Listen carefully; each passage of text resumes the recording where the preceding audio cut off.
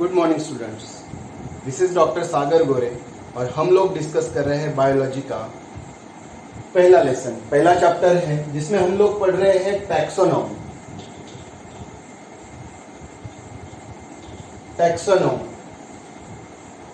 हमने देखा था कि टैक्सोनॉमी का मीनिंग क्या होता है, तो सिस्टमैटिक अरेंजमेंट ऑफ ऑर्गेनिजम्स और प्लांट्स, ये हमने देखा है। तो टैक्सोनॉमी का मतलब अरेंजमेंट है। हम अरेंजमेंट क्यों कर रहे हैं? क्योंकि बहुत सारे ऑर्गेनिजम्स है, बहुत सारे प्लांट्स है, तो हम लोग उन्हें कैसे ढूंढ पाएंगे कि वो कहाँ पे आते हैं, उनका लेवल क्या है। तो ये सब जानने के लिए हम उनका सिस्टमैटिक अरेंजमेंट कर रहे हैं। उसी को ही एक वर्ड में क्या कहा जाता है, तो टैक्सोनॉमी कहा जाता है।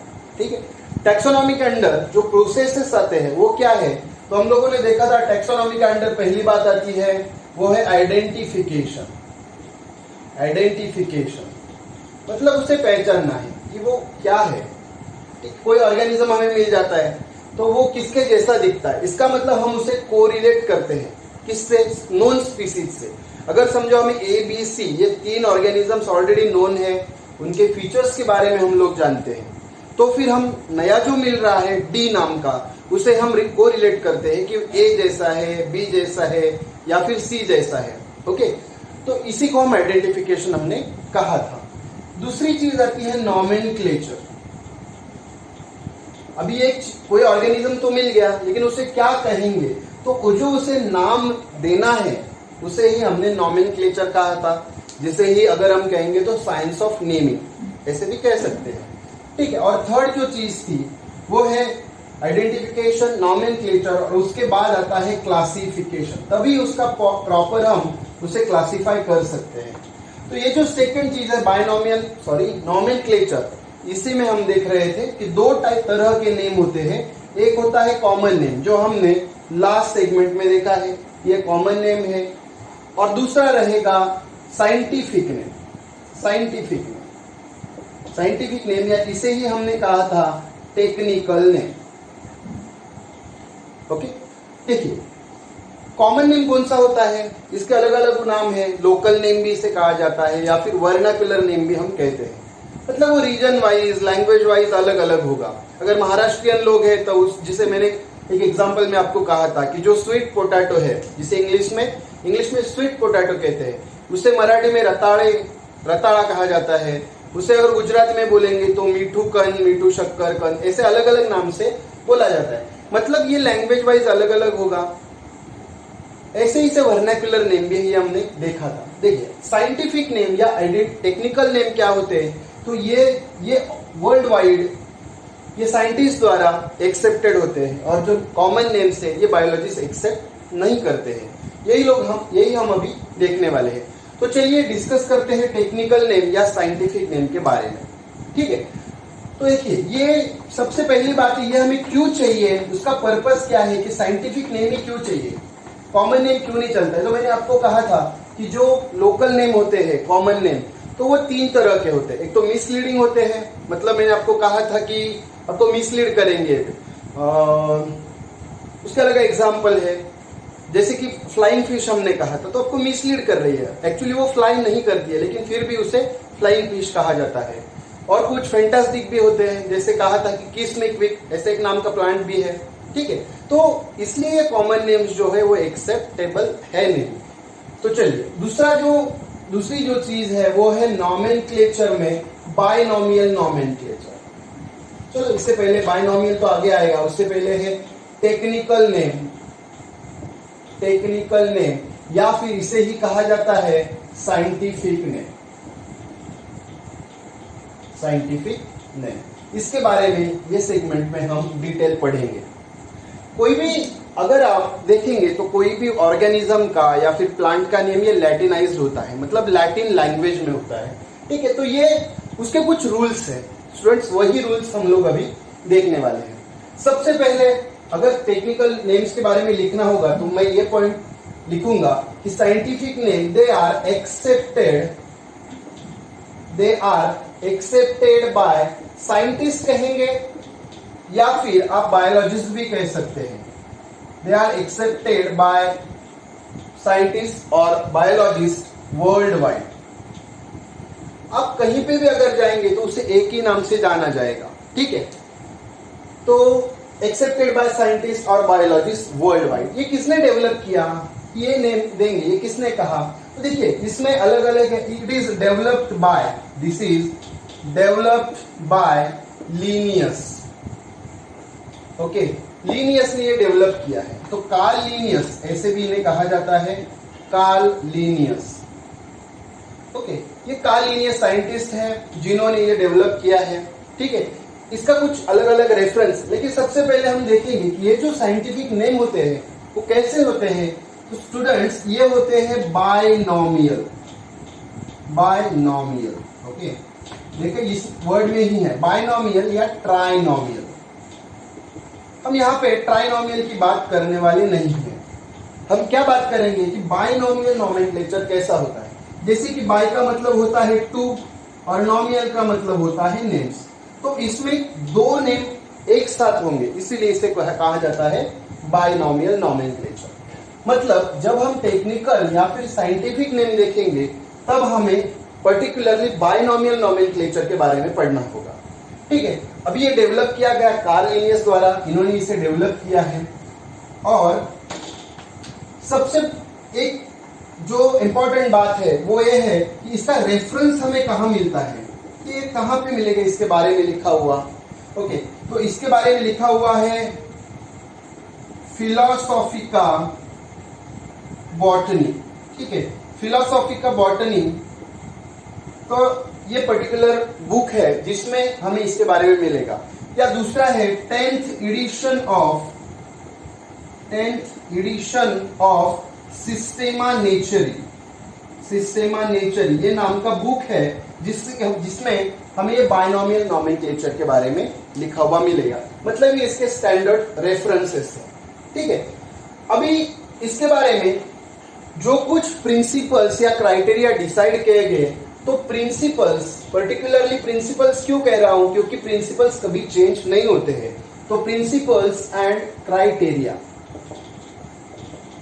क्राइटेरियाज वेयर डिसाइडेड, कहां पे डिसाइड हुआ, तो डिसाइडेड इन मीटिंग एट, कहां पे हुई ये मीटिंग,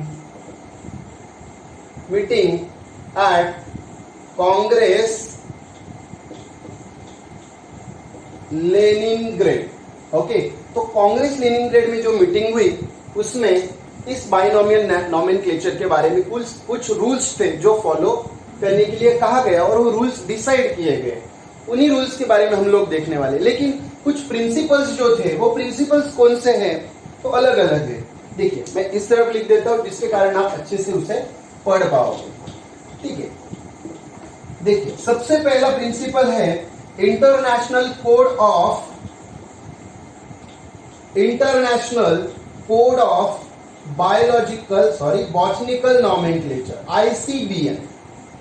ये प्रिंसिपल्स है। ICBN का मतलब होता है इंटरनेशनल, उसके बाद है कोड, C से कोड लिखना है। ठीक है, तो ICBN हम याद रखेंगे, international code of botanical N से है नोमेनक्लेचर। ठीक है, तो बॉटनिकल नोमेनक्लेचर के जो प्रिंसिपल्स होंगे उसे ICBN कहा गया। उसके बाद आता है international code of zoological nomenclature, ICZN, international code of zoological nomenclature. देखिए बॉटनी में हम लोग प्लांट्स के बारे में पढ़ते हैं, जूलॉजी में हम लोग एनिमल्स के बारे में पढ़ेंगे। उसके बाद आता है ICBACN।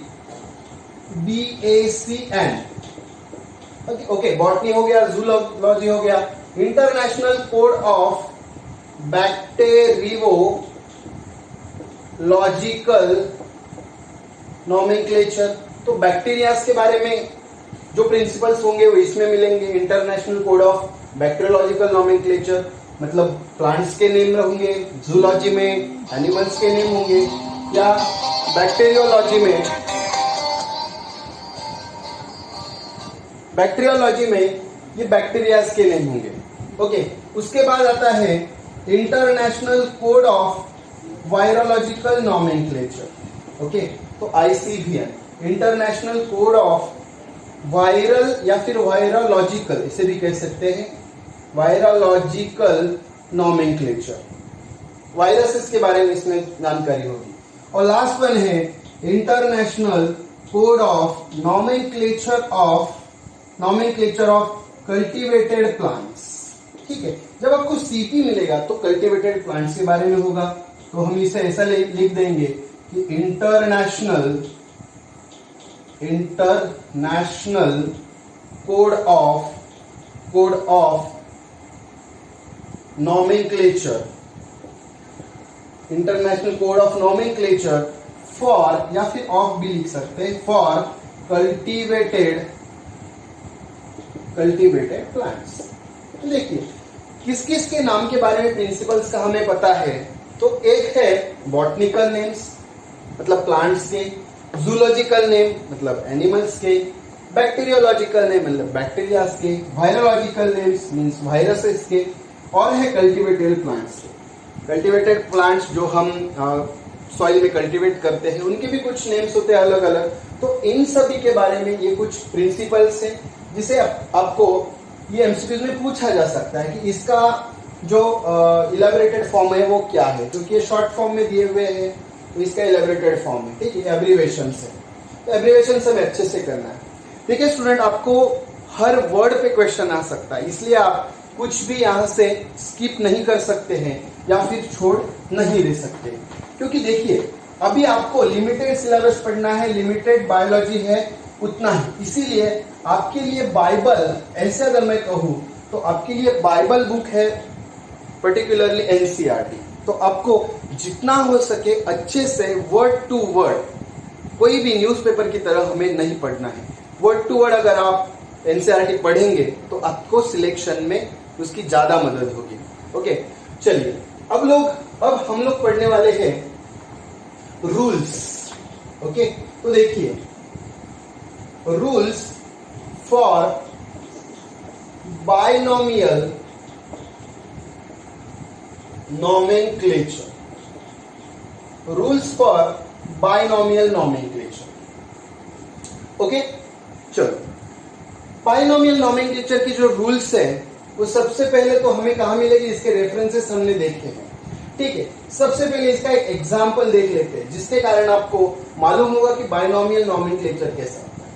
Name itself suggests that it contains two segments, two names, two words. तो पहले दो नेम होनी चाहिए। फॉर एग्जाम्पल मैं लिखूंगा कि मैंगीफेरा इंडिका,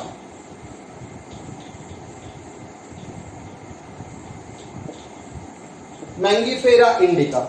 ओके, तो मैंगीफेरा इंडिका का मतलब होता है मैंगो, लेकिन मैं इसके आगे और एक वर्ड लिख रहा हूं जो इंपॉर्टेंट है, मैंगीफेरा इंडिका एल। ओके, और देखो जो कुछ मैं कर रहा हूं वो इंपॉर्टेंट है। मतलब क्या, मैंगीफेरा इंडिका का मतलब होता है मैंगो। ओके, तो यहां पे मैं मैंगो लिख देता हूं। ये मैंगो का लैटिन नेम है मैंगीफेरा इंडिका। एक मिनट प्लीज।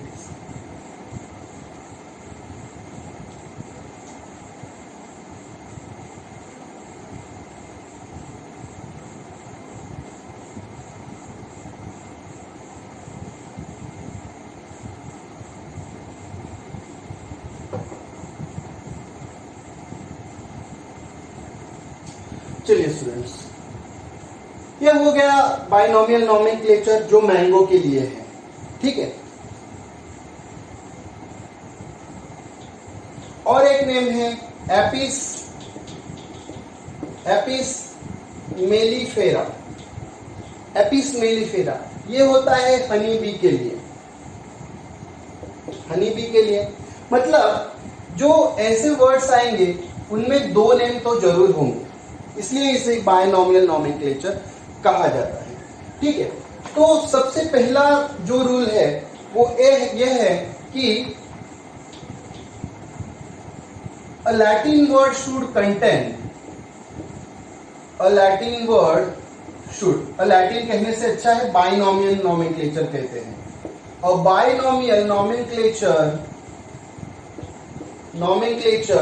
कंटेन्स, सबसे पहली बात है कि इसमें टू वर्ड्स होने चाहिए, टू वर्ड्स।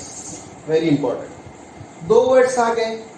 जो 2 वर्ड्स आप लोग लिख रहे हो उसमें एक जो वर्ड है शुड नॉट हैव कैसे नहीं होने चाहिए? Less than 3। देखिए लेस देन 3 और मोर देन, तो मोर देन कितने? More than 12 letters. Okay, very important. 3 and 12। जो आप मैंगीफेरा देख रहे हैं इसमें 3 से कम नहीं चाहिए और 12 से ज्यादा भी नहीं चाहिए। मतलब इसकी भी हमें लेटर्स की भी लिमिट है, 3 से 12। याद रखेंगे, क्वेश्चन आ सकता है। तो word should not have less than 3 और मोर देन 12 लेटर्स। अभी इसमें जो हम देख रहे हैं तो 2 सेगमेंट है। उसमें पहला जो वर्ड है तो फर्स्ट वर्ड इज जीनस। पहला जो वर्ड है वो जीनस है, मतलब वो जेनेरिक नेम है और जीनस और should write as a noun. Should write as noun, कि नाउन की तरह लिखना चाहिए। मतलब क्या? इसी का मतलब होता है, नाउन का मतलब होता है कि उसे फर्स्ट लेटर, उसका जो फर्स्ट लेटर है, first letter should be capital. Very important. एक वर्ड आपको अच्छे तरह से याद रखना है। पहला जो वर्ड है वो कैपिटल होना चाहिए क्योंकि वो जीनस का नेम है, पहला सेगमेंट है, पहला वर्ड है, इसलिए उसे हम कैपिटल लिखेंगे क्योंकि वो एज हम नाउन पूछते। देखो हर एक क्वेश्चन है, पहला वर्ड क्या है, कहां से आता है? जीनस से। जीनस से तो कैसे ट्रीट करना चाहिए? नाउन के जैसा है। नाउन है मतलब क्या? तो उसका पहला लेटर हमें कैपिटल लिखना चाहिए। ओके, पहले के बारे में। दूसरा देखिए, सेकेंड वर्ड। सेकेंड जो वर्ड है, second word is species name. Species है, स्पीसीज नेम है और should be written as adjective. Adjective तो हम कोई कैपिटल लिखते नहीं है, इसी का मतलब है। एडजेक्टिव का मतलब क्या होगा? एडजेक्टिव का मतलब होता है कि फर्स्ट लेटर जो है, फर्स्ट लेटर शुड बी कैसा होना चाहिए? तो स्मॉल होना चाहिए। Very simple. देखिए इंडिका में जो आई है इसे स्मॉल लिखा गया है, मतलब मैंगीफेरा का एम कैपिटल क्योंकि वो जीनस का नेम है और नाउन है, इस नाउन जैसा ट्रीट करना है उसे, इसलिए एम कैपिटल लिख दिया। इंडिका ये सेकेंड वर्ड है जो स्पीसीज का है, इसलिए आई को हमने स्मॉल लिख दिया। तो इसे एडजेक्टिव की तरह ट्रीट करना है इसलिए उसे स्मॉल। ये बहुत ही इंपॉर्टेंट रूल्स है। ठीक है, थर्ड, चलो ये आपको समझ ही गया होगा। अभी हम लोग आगे देखते हैं। ठीक है, मैं एपिस मेलिफेरा को भी निकाल दे रहा हूं क्योंकि आपको अभी वो याद आ गया है। ठीक है, अभी सिर्फ आप समझ लो क्योंकि देखिए हम लोग अभी लॉकडाउन में ऑफलाइन पढ़ रहे हैं, सॉरी ऑनलाइन पढ़ रहे हैं। अगर हम ऑफलाइन पढ़ते हैं तो फेस टू फेस ये आप लोगों के फेस पर से भी हम लोगों को मालूम हो जाता है कि किन लोगों को समझ में आ रहा है, किस लोगों को समझ में नहीं आ रहा है। देखिए आप में भी अलग अलग लेवल के स्टूडेंट्स होंगे, कुछ इंग्लिश मीडियम से आ रहे होंगे, कुछ सेमी इंग्लिश से आ रहे होंगे, कुछ लोग पर्टिकुलरली मराठी मीडियम से आ रहे होंगे। तो आप लोगों को शायद कुछ लोगों को समझने में दिक्कत आ रही होगी। ठीक है, तो ये जो टेक्निकल वर्ड्स हैं इन्हें समझने में भी थोड़ा सा टाइम तो लगता है, लेकिन फिर भी हम लोग कोशिश करेंगे कि आप लोगों को जितना आसान हो उतना आसानी से हम लोग पढ़ा सकेंगे। ठीक है, फिर भी आप कुछ लोगों को अगर समझ में नहीं आ रहा है तो आप सीधा मैनेजमेंट से फोन करके या फिर नंबर लेके आप आपके कमेंट बॉक्स में भी आप कुछ क्वेरीज होंगे तो पूछ सकते हैं। ठीक है स्टूडेंट्स, तो चलो हम आगे बढ़ते हैं। हमने देखा पहला वर्ड जीनस से है जिसको हम नाउन की तरह ट्रीट करें इसलिए हम कैपिटल है। दूसरा इंडिका स्पीसीज का नेम है तो आई इसलिए हम स्मॉल लिख रहे हैं। ठीक है, देखिए स्टूडेंट्स ये दोनों जो नेम है तो इसमें पहला जीनस है, दूसरा स्पीसीज है। तो ये मैं कहूंगा कि two species name may be similar. दोनों स्पीसीज के नेम जो है वो सिमिलर हो सकते हैं, similar, but genus should be, genus कैसा होना चाहिए? Genus should be different. Okay, दो सेम जीनस या दो सेम स्पीसीज ये दोनों एक साथ नहीं आ सकते। फॉर एग्जाम्पल यही मैं ले रहा हूं कि मैंगीफेरा इंडिका जो कि मैंगो के लिए कहा जाता है, मैंगीफेरा इंडिका मैंगो, और एक इंडिका है जो कि आजादीरेक्टा इंडिका जो कि है नीम के लिए। देखिए इंडिका तो सेम है, मतलब स्पीसीज सेम है, स्पीसीज नेम सेम है, लेकिन जीनस दोनों का अलग है। दोनों का Mangifera indica mango, Mangifera indica neem, ऐसा नहीं हो सकता। जीनस दोनों का डिफरेंट होना चाहिए, दोनों का स्पीसीज सेम आ सकता है। ठीक है, ये बहुत ही इंपॉर्टेंट रूल यहां से हम लोग पढ़ रहे हैं। ठीक है स्टूडेंट्स, उसके बाद नेक्स्ट चीज आती है, देखिए मैंगीफेरा इंडिका आप लोगों ने देखा, लेकिन ये आपने नोट किया होगा कि मैं इनके नीचे अंडरलाइन कर रहा हूं। ठीक है, ये अंडरलाइन करना क्या है, या फिर इससे पहले हम एक बात देख लेते हैं कि इसके बारे में नोट है एक्चुअली। ठीक है, मतलब यहां से क्वेश्चन आ सकता है, ये इंपॉर्टेंट है, कुछ अलग चीज है। इफ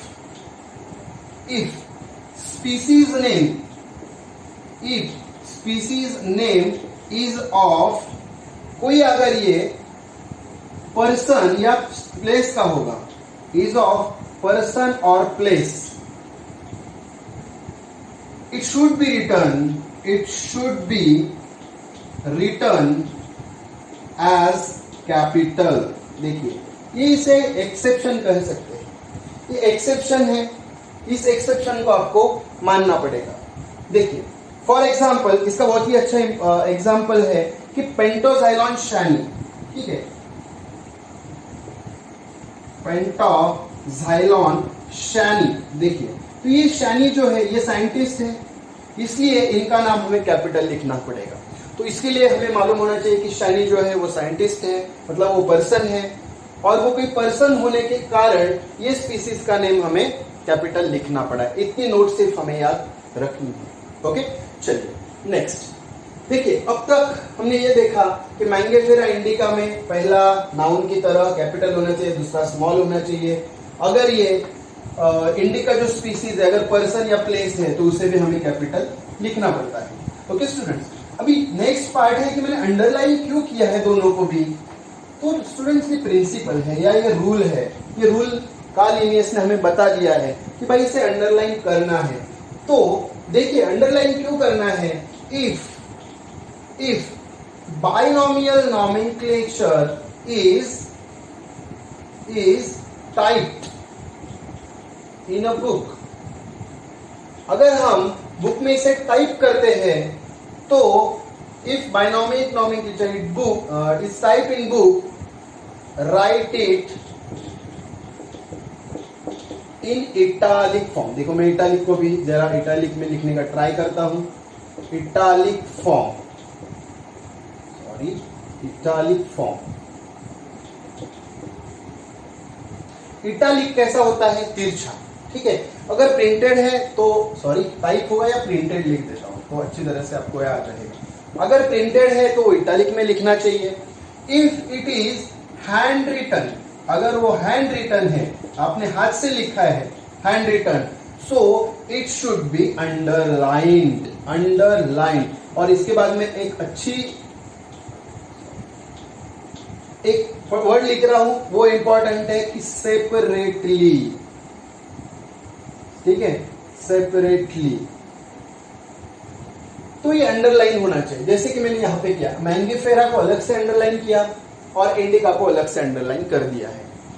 तो दोनों वर्ड्स को अलग अलग अंडरलाइन हमें करना है। देखिए स्टूडेंट्स, और एल भी आपको दिख रहा होगा, लेकिन वो क्या है हम लोग बाद में इसे देखने वाले हैं। ठीक है, इसलिए एक एक बात समझते चलो कि इसे अगर प्रिंट किया है आपने तो इटालिक फॉर्म में लिखो, अगर आपने इसे हैंड रिटन लिखा है, हाथ से लिखा है, तो इसे अंडरलाइन करो।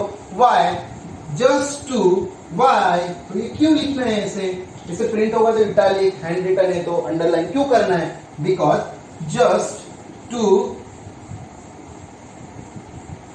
distinguish it, okay, just to make its difference, ठीक है, जस्ट टू मेक इट ऐसे लिखेंगे सीधा डिफरेंट, इसे सिर्फ अलग दिखाने के लिए, ठीक है, कुछ अलग है वो, ये सिर्फ हमें दिखाना है, इसलिए हम इसे इटालिक में या फिर हैंड रिटन होगा तो अंडरलाइन करके लिख रहे हैं स्टूडेंट्स, ठीक है। तो ये इंपॉर्टेंट पार्ट है। अभी बात आती है एल की। एल क्या है, ठीक है। और एक बात, अगर मैं अंडरलाइन की बात कर रहा हूं तो यहाँ पे मैं एक नोट लिख देता हूं, जैसे हमने ऊपर नोट देखी है कि अगर पर्सन या प्लेस है तो उसे हमें कैपिटल में लिखना है। ऐसी एक नोट है कि ये जो एल के बारे में है, एल क्या है ये भी होगा, या फिर चलो हम अभी उसके बारे में देखते हैं, तो उसके बाद ही आपको नोट लिखवा देता हूं, ठीक है। देखिए ये जो एल दिख रहा है, एक्चुअली ये क्या है कि ऑथर जो होता है जिसने उसे रिकॉग्नाइज किया है, तो ये ऑथर के बारे में है, ठीक है student, author. So author's name should be written after species name. Species name के बाद हमें ऑथर का नेम लिखना है। कैसे लिखना है? तो इसे अलग अलग चॉइस है, इन एब्रीवेटेड फॉर्म, और इसे हम फुल फॉर्म में भी लिख सकते हैं, ठीक है। तो अलग अलग लोग अलग अलग इससे लिखते हैं। फॉर एग्जाम्पल चलो हम इसी को लिखते हैं, ठीक है। समझो कि मैंगीफेरा इंडिका है, देखो ये पहला नेम है जीनस का, इसलिए मैं कैपिटल लिख रहा हूं, तो ये होता है मैंगीफेरा, अंडरलाइन। इंडिका का स्मॉल होगा, इंडिका, अगेन सेपरेटली इसे अंडरलाइन, और फिर आता है एल, तो ये शॉर्ट फॉर्म है किसका? ऑथर का। कौन ऑथर है? लिनियस। तो मैंगीफेरा इंडिका एल, ये हो गया मैंगो का नेम, तो ये मैंगो है। उसके बाद सेकंड अगर मैं लिखूं होमो सैपियन, ओके, होमो सैपियन, तो एस बी स्मॉल है। होमो सैपियन, तो ये किसने दिया? लीन मीन्स अगेन लीनियस, तो ऐसे भी लिख सकते हैं, ये ह्यूमन बीइंग का नेम, ओके। ह्यूमन बीइंग जो है होमो सैपियन, ये उसका नेम है, ठीक है। और इसका थर्ड नेम है साइकस सर्सिनालिस, ओके। थर्ड देखिए, साइकस सर्सिनालिस, तो यहाँ पे पूरा लीनियस लिख दिया है, ठीक है, लेकिन इसे अंडरलाइन नहीं करना है, ठीक है। लीनियस, तो ये पूरा नेम है, साइकस सर्सिनालिस पूरा नेम है। इसका मतलब आप इसे एब्रिविएटेड फॉर्म में भी लिख सकते हैं, या फिर इसे आप पूरे फुल फॉर्म में भी लिख सकते हैं। तो ये हो गई बात ये एल के बारे में कि एल क्या है। लेकिन स्टूडेंट्स नोट याद रखिए, नोट कि author's name is never underline, very important, never underline. जो ऑथर्स का नेम है उसे आप कभी भी अंडरलाइन आपको नहीं करना है, या फिर नहीं किया जाता है, ठीक है। चलिए, तो ये हो गई यहां तक की बात कि एल क्या है, अंडरलाइन किसे करना है, किसे नहीं करना है, कैपिटल किसे लिखना है, किसे कैपिटल नहीं लिखना है। देखिए अभी एक बात है कि ये जो लीन है, तो कभी कभी ऐसे होता है कि कुछ किसे रिवाइज किया जाता है। इफ नेम इज रिवाइज्ड, अगर नेम को रिवाइज किया गया तो name of previous author is retained, okay, उसे रिटेन किया जाता है, उसे रखा जाता है, ठीक है। लेकिन बट इन ब्रैकेट, लेकिन इसे ब्रैकेट में डाला जाता है, ठीक है, इसे पूरा नहीं लिखा जाता। ये एक अलग से इसका रूल है। तो ये भी रूल हम याद रखेंगे कि अगर समझो मैंगीफेरा इंडिका पहले लीनियस था, लीनियस के बाद किसी दूसरे ने इन्वेंट किया, फॉर एग्जांपल एक्स नाम के आदमी ने इन्वेंट किया, तो हम ये लीनियस जो है, लीनियस को ब्रैकेट में लिखेंगे और एक्स उसका रिवाइज्ड ऑथर हो जाएगा। चलो स्टूडेंट, अब बात आती है कि ये जो वर्ड्स है ये कहां से लिए जाते हैं। तो all names are taken from, कहां से लिए जाते हैं? These are taken from Latin, very important, Latin, Latin जो लैंग्वेज है वहां से लिए जाते हैं। तो लैटिन से ही क्यों लेने हैं? बिकॉज उसका काम है, उसका कारण है कि लैटिन इज डेड लैंग्वेज। कहते हुए बहुत ही मुझे भारी हो रहा है, क्योंकि किसी लैंग्वेज को डेड कहना ये उसकी जो गरिमा होती है वो कम हो जाती है, लेकिन ये अभी अंत उसका हुआ है। मतलब क्या? सो दैट, क्योंकि हमें कैसा वर्ड चाहिए? हमें ऐसा वर्ड चाहिए कि जो कभी चेंज ही ना हो, इसीलिए हम इसे लैटिन से चुना है। So that dead word language, इसलिए मुझे ये मैं कह रहा हूं कि मुझे भारी हो रहा है बोलने के लिए, क्योंकि कुछ लोग बोलते हैं कि Sanskrit is a dead language, लेकिन संस्कृत मैंने अच्छे से पढ़ी है, इसलिए मैं कह सकता हूं कि संस्कृत डेड लैंग्वेज नहीं है। लेकिन Sanskrit is really a live, और it is a live language and it is a mother of all languages. इसलिए मैं कह रहा हूं कि वो सभी भाषाएं वहां से उत्पन्न हुई है, इसलिए डेड कहते हुए थोड़ा सा बुरा लगता है। Let it be. हम वापस आते हैं, क्यों डेड लैंग्वेज में ही लिखना है? So that words will not change forever, कभी भी चेंज नहीं होंगे, कभी चेंज नहीं होंगे, इसीलिए हमें इसे लैटिन से ही लेना है। ठीक है, तो स्टूडेंट्स ये सभी थे rules and regulations of binomial nomenclature, उसमें हमने ये पूरा कवर किया है। तो ये जब भी आप ऐसे कोई नाम पढ़ेंगे, चाहे वो बॉटनी का हो या जूलॉजी का हो, तो आपको ये तुरंत पता चलना चाहिए कि ये बॉटनिकल नेम है या जूलॉजिकल नेम है या बाइनोमियल नोमेनक्लेचर है, तो उसके रूल्स इसमें फॉलो किए होने चाहिए। तो आपको कुछ अलग इसमें रूल्स में कुछ तफावत करके दिया जाता है और आपको उसे ढूंढना होता है। ठीक है, तो मैं आई होप कि आप लोगों की अच्छी तरह समझ में आया होगा। स्टूडेंट, ये तो आपको पढ़ना ही है, साथ साथ आपको एनसीईआरटी एज अ बाइबल आपको पढ़ना है। ठीक है, तो जिसके कारण आपका सिलेक्शन है बहुत ही आसानी से और अच्छी तरह आप पढ़ाई कर सको। ठीक है स्टूडेंट्स, थैंक यू।